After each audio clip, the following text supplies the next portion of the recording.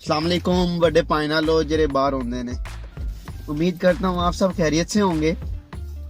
Thumbnail से आपको अंदाजा हो गया होगा आज मैं किस टॉपिक पे आपके साथ बात करना चाह रहा हूँ।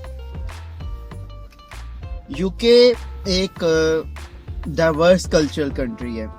यहाँ पर पूरी दुनिया से लोग आए हुए होते हैं और सबके अपने अपने मकसद होते हैं या सबकी अपनी अपनी एलिजिबिलिटी होती है। क्योंकि यूके एक डेवलप्ड कंट्री है तो अंडर डेवलप्ड कंट्रीज के बहुत से लोगों की ये ख्वाहिश होती है कि हम किसी भी तरह से डेवलप्ड कंट्रीज में माइग्रेट कर जाएं। बहुत सारी कैटेगरीज हैं जिनके थ्रू लोग आते हैं। उसमें से आजकल जो सबसे ज्यादा लोग आ रहे हैं एक कैटेगरी पे तो वो है स्टूडेंट वीजा। अच्छा, अब यहाँ पे बहुत ज्यादा स्टूडेंट्स होते हैं क्योंकि यहाँ पे इस तरह का सिस्टम नहीं है कि एक शहर में 1, 2, 3 यूनिवर्सिटीज है। ऐसा नहीं है। जैसे यूनियन काउंसिल्स होती हैं उसी तरह यहाँ पर भी काउंसिल्स होती हैं और हर काउंसिल की अपनी कोई ना कोई यूनिवर्सिटी होती है। लेट्स से मैनचेस्टर है, अभी मैनचेस्टर में मैनचेस्टर यूनिवर्सिटी है, सेल्फर्ड यूनिवर्सिटी है, मैनचेस्टर मेट्रोपॉलिटन यूनिवर्सिटी है। 3 यूनिवर्सिटी साथ साथ है। मैंने आपको जैसे अभी एग्जांपल दी। उसके बाद साथ ही मैनचेस्टर के एक एरिया है बोल्टन में भी एक यूनिवर्सिटी है। बेतहाशा यूनिवर्सिटीज हैं यहाँ यूके में। तो क्योंकि यूके की इकोनॉमी ज्यादातर सर्विसेज पर, एजुकेशन पर, टूरिज्म पर बेस्ड करती है तो बहुत से लोग टूरिज्म और ये स्टूडेंट वीजा पर आते हैं।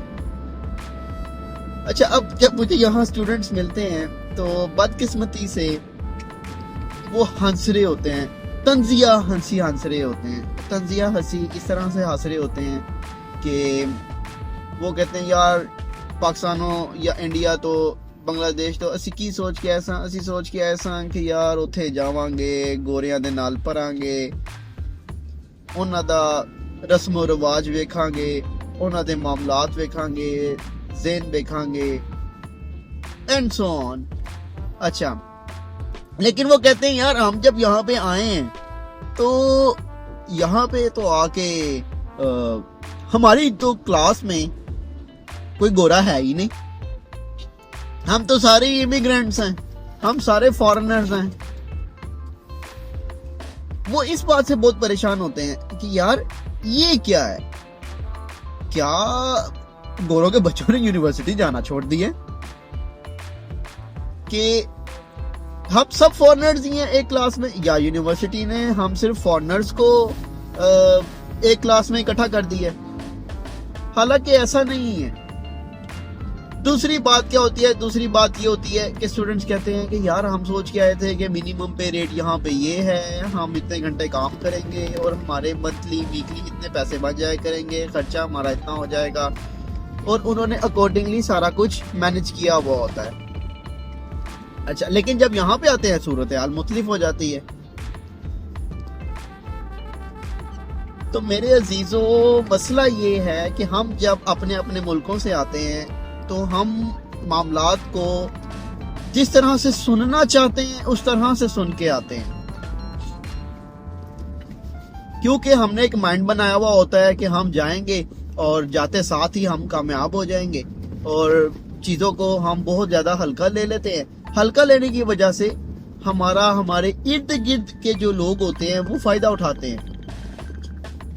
उसकी सबसे बड़ी मिसाल मैं आपको दूंगा एजेंट्स की। इन मुल्कों में जो एजेंट्स बैठे हुए होते हैं, जो आपका एडमिशन करवाते हैं, आपका वीज़ा अप्लाई करते हैं, आपका सारा प्रोसेस करते हैं, वो आपको सब्ज़ बाग दिखाते हैं। आप सुन के खुश हो जाते हैं। अपनी रिसर्च करें, लोगों की बातों पे ना जाएं। वो करते क्या है? वो आपको आपकी क्वालिफिकेशन के बिना एडमिशन ऑफर कर देते हैं। आप कहते हैं अच्छा हमारा यूके में एडमिशन हो जाएगा, हम यूके चले जाएंगे, यूके की डिग्री आ जाएगी, ओ बल्ले भाई बल्ले। ऐसा नहीं होता। मसला ये है कि आपके एजेंट्स आपको जिन यूनिवर्सिटीज में और जिन कोर्सेज में एडमिशन करवा के भेजते हैं वो यहाँ के लोगों को ऑलरेडी पता है कि इन कोर्सेज की वैल्यू ही कोई नहीं है। यूनिवर्सिटी में तो वो कोर्सेज ऑफर हो रहे हैं। आप खुद सोचे, जिस यूनिवर्सिटी में जिस कोर्स में आपको आपकी प्रीवियस क्वालिफिकेशन देखे बिना एडमिशन मिल रहा है, भाई कोई तो वजह है ना कि आपको वो एडमिशन दे रहे हैं। क्या आपको एमबीबीएस में without FSC pre medical admission मिल सकता है? इंजीनियरिंग में एफएससी प्री इंजीनियरिंग के बिना एडमिशन मिल सकता है? अगर आपको मेडिकल में इंजीनियरिंग में एफएससी प्री मेडिकल और प्री इंजीनियरिंग के बिना एडमिशन नहीं मिल सकता, तो आपको यूके की यूनिवर्सिटी में बिना प्रीवियस एजुकेशन हिस्ट्री एडमिशन कैसे मिल रहा है? वो कोर्सेज ही वो होते हैं, आर्ट्स के मैनेजमेंट के कोर्सेज होते हैं जिनकी इंटरनेशनली कोई वर्थ नहीं होती या डिमांड नहीं होती ज्यादा। वो आपको उस तरह के कोर्सेज में एडमिशन करवाते हैं और यूके भेज देते हैं। आप सिर्फ यूके आने के शौक में तो एडमिशन करवा के ले आते हैं, और जब तक यहाँ के स्टूडेंट्स को ये बात पता चलती है जो ऑलरेडी यहाँ पर आ चुके हैं, उस वक्त तक पानी सर से गुजर चुका होता है। उनका पैसा, उनकी स्ट्रगल, उनकी मेहनत, उनका स्टेमिना, वो सारा कुछ ड्रॉप हो गया होता है, वक्त गुजर गया हुआ होता है। उसके अलावा फिर कोई ऑप्शन नहीं होती। वो डिफरेंट टाइप्स की और जॉब्स करते हैं अपना खर्चा चलाने के लिए, अपनी फीसिस पे करने के लिए। फीसिस पे करना भी जरूरी है, क्योंकि अगर आप फीसिस पे नहीं करेंगे तो आपका जो वीजा है वो नहीं चल सकता, क्योंकि यूनिवर्सिटी में जब तक आप रहेंगे तब तक आपका वीजा वैलिड रहेगा। जब आप यूनिवर्सिटी से फारिग हो गए, वीजा गया, आपको मुल्क छोड़ना पड़ेगा। अब जो आया हुआ होता है वो कभी भी मुल्क नहीं छोड़ना चाहता, इसलिए प्लानिंग करके आए, अपनी आप जो रिसर्च है वो पूरी करके आए, उस कोर्स में आए जिस कोर्स की वर्थ हो, जिस कोर्स की वैल्यू हो, जिस कोर्स की कोई आपको फ्यूचर में हेल्प आउट हो सके। अच्छा, अब वो क्योंकि आ जाते हैं, अच्छी डिग्रीज नहीं होती, अच्छा पोर्टफोलियो नहीं होता, अच्छी सीवी नहीं होती, तो फिर उसका क्या उनको नुकसान होता है? यहाँ पर आकर उनको उनके फील्ड की, उनको टेक्निकल कोई उनको अच्छी जॉब्स नहीं मिलती। जब जॉब्स नहीं मिलती तो वो सब के सब जोन से होते हैं बेतहाशा स्टूडेंट्स, वो लोग फिर और जॉब्स की तरफ चले जाते हैं। मार्केट में इतनी जॉब्स नहीं होती जितनी मार्केट में डिमांड पैदा हो जाती है। जब मार्केट में डिमांड जरूरत से ज्यादा पैदा हो जाती है तो फिर हर बंदा परेशान हो जाता है। यहाँ पर एक लिमिट होती है आर्ट्स की कि अगर कोई यूनिवर्सिटी का स्टूडेंट है तो वो more than 20 hours per week काम नहीं कर सकता। तो आपके पास तो पहले ही जॉब के लिए क्वालिफिकेशन नहीं है, जो रिक्वायर्ड क्वालिफिकेशन चाहिए एक अच्छी जॉब के लिए, आपके पास वो ऑलरेडी नहीं है। तो आपको वो जो जॉब है 20 आवर्स जो आपको अलाउड है लीगली, आपको वो जॉब कैसे मिलेगी? कितनी और जॉब्स के लिए आप अप्लाई करेंगे? और जब मार्केट में ऑलरेडी डिमांड बहुत ज्यादा है तो फिर ऑब्वियसली फिर पे रेट भी स्टूडेंट्स को उसी तरह से मिलता है। फिर स्टूडेंट्स क्या कहते हैं? फिर स्टूडेंट्स लोग ये कहते हैं कि हमें यूज किया जा रहा है। उनके पास आने से पहले यहाँ पर कोई स्किल नहीं होती उनके पास, उनको कुछ नहीं करना आता। वो पाकिस्तान से किसी भी तरह का कोई भी काम सीख के नहीं आए हुए होते, क्योंकि हमारे मुल्कों में ऐसा रिवाज ही नहीं है कि कोई स्किल सीखी जाए। हमारे पेरेंट्स ने, हमारे बुजुर्गों ने, हमारे बड़ों ने हमें क्या बताया हुआ होता है? हमारे इर्द गिर्द के लोगों ने हमें ये बताया हुआ होता है कि पढ़ोगे, लिखोगे, बनोगे नवाब। वो नवाब बनने के चक्कर में हम कोई काम सीखते ही नहीं, हमें कोई काम ही नहीं करना आता होता। तो इसलिए आप एक तो ट्रेवल करने से पहले कोई काम सीख के आए। लड़कियां हैं वो वैक्सिंग का, पार्लर का, हेयर्स का, नेल्स का काम सीख के आए। बहुत डिमांड है यहाँ पर और अच्छी सैलरीज जो सी हैं वो ऑफर हो जाती हैं, क्योंकि स्किलफुल काम है, हर कोई कर नहीं सकता।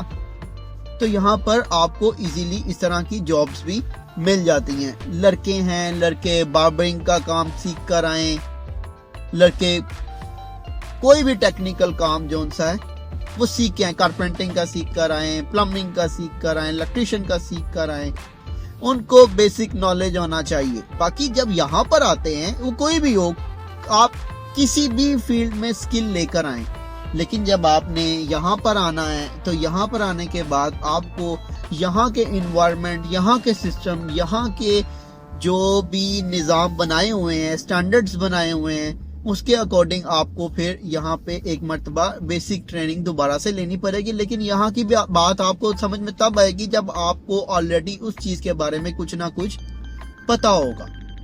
अगर आपको बेसिक से सिरे से ही कुछ नहीं पता तो आप यहाँ पर आकर क्या सीख सकते हैं? कितना टाइम है आपके पास कि आप अपनी यूनिवर्सिटी भी जाएं, आप अपनी जॉब भी करें और उसके साथ इस तरह का कोई काम भी सीखें। तो इसीलिए मेरे दोस्तों, आने से पहले सबसे पहली बात यह है कि एजेंट्स की बातों में ना आए, अपनी कैलकुलेशन पूरी करें। मैं नेक्स्ट वीडियो बनाऊंगा। नेक्स्ट वीडियो में मैं आपको यूके की महंगाई के बारे में, यूके की कॉस्ट के बारे में, कॉस्ट ऑफ लिविंग और यहाँ पे किस तरीके से मामला फाइनेंशियली चलते हैं, मैं आपको उसके बारे में भी कुछ गाइड करूंगा फिगर्स के साथ। लेकिन आप लोग, सबसे पहली बात यह है कि सिर्फ यूके आने के लिए आप अपने करियर सैक्रिफाइस ना करें। आप अपने करियर, अपने फील्ड में आए और यहाँ पर आकर पैसे बनाने के लिए कभी भी अपनी फील्ड की जॉब छोड़कर और जॉब्स में मत जाएं। टेम्परेरी आपको फायदा हो सकता है, लेकिन लॉन्ग रन में वो आपके लिए इतना नुकसानदेह होगा जिसकी बिल्कुल कोई रिकवरी नहीं होगी, क्योंकि तब तक वक्त गुजर गया होगा। वक्त गुजरने के साथ साथ आपके मसाइल चेंज हो गए होंगे। फिर आपने जिंदगी के नए पैदा होने वाले, आगे नए आने वाले मसाइल के बारे में सोचना है, उनका हल तलाश करना है। इसीलिए आज आप जहां पर खड़े हैं, अपना वक्त, अपना पैसा, अपनी जो आपकी कैपेसिटीज हैं, आप उसको फिलहाल वाइजली यूज करें और आप उसको कभी भी लोगों की बातों में आके स्पेंड ना करें। आपकी स्ट्रेंथ है, आपका पैसा है, आपका टाइम है, वाइजली स्पेंड करें। किसी की बातों में आके, लालच में आके, सिर्फ यूके आने के लिए आप कभी भी लालच ना करें कि भाई जो भी कोर्स मिल रहा है उसमें चले जाओ, कोई भी यूनिवर्सिटी मिल रही है उसमें चले जाओ। अगर तो आपके पास इतने बजट है कि आप इतने पैसे लेकर आ रहे हैं कि आप एक अच्छे कोर्स में एडमिशन ले रहे हैं और आप किसी भी यूनिवर्सिटी में, लाइक अगर कोई शहर से दूर भी यूनिवर्सिटी है, आप उसमें एडमिशन ले रहे हैं, आपको अच्छी यूनिवर्सिटी मिल रही है पर वो शहर से दूर है और आप एडमिशन ले रहे हैं, तो ठीक है, इट्स समथिंग डिफरेंट। लेकिन अगर आपको अपनी कॉस्ट यहाँ पर आके अपनी जॉब करके आपको वो निकालनी है, तो फिर काइंडली इस चीज को सीरियस लें और ऐसी यूनिवर्सिटी में कभी एडमिशन ना लें जो शहर से बाहर हो, शहर से दूर हो, आपको आने जाने में प्रॉब्लम हो। ठीक है, इस तरह की यूनिवर्सिटी में एडमिशन ना लें और कभी भी इस तरह के कोर्स में, मैंने आपको पहले भी बताया कि ना एडमिशन लें जिसका कोई स्कोप ना हो। बाकी यहाँ पे स्टूडेंट्स क्या जॉब्स कर रहे हैं, स्टूडेंट्स के लिए क्या जॉब्स हैं और उसके अलावा कॉस्ट ऑफ लिविंग क्या है, ये सब चीज़ें जो सी हैं मैं आपको इसके बारे में मज़ीद गाइड करूँगा। आपके लिए आसानी हो जाएगी डिसीजन लेने में कि आपने आने से पहले क्या क्या चीज़ें सोच के आनी है, क्या क्या जहन अपना बना के आना है। ऐसा हलवा नहीं है यहाँ पर सरवाइव करना जैसा लोग आने से पहले सोचते हैं।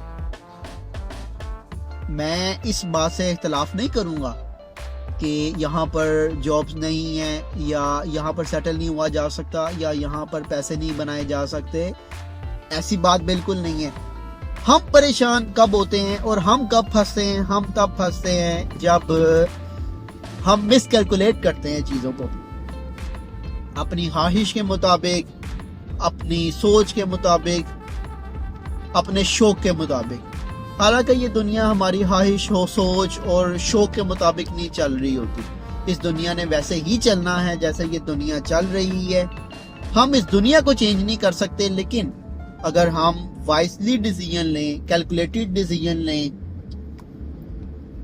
तो ये है कि हम इस दुनिया में होने वाले मामलात को अच्छे तरीके से हैंडल कर सकते हैं। और अगर इस दुनिया में होने वाले मामलात को हम अच्छे तरीके से हैंडल कर लें, यही हमारी तरक्की का राज है, हमारी परेशानियों का, हमारी मुसीबतों का, हमारे दुखों का इलाज है। तो इसलिए मैं सब देखने वालों से यही रिक्वेस्ट करूंगा कि आप बात को सुने, देखें, फैक्ट्स पे रिसर्च करें और उसके बाद आप अपना डिसीजन लें।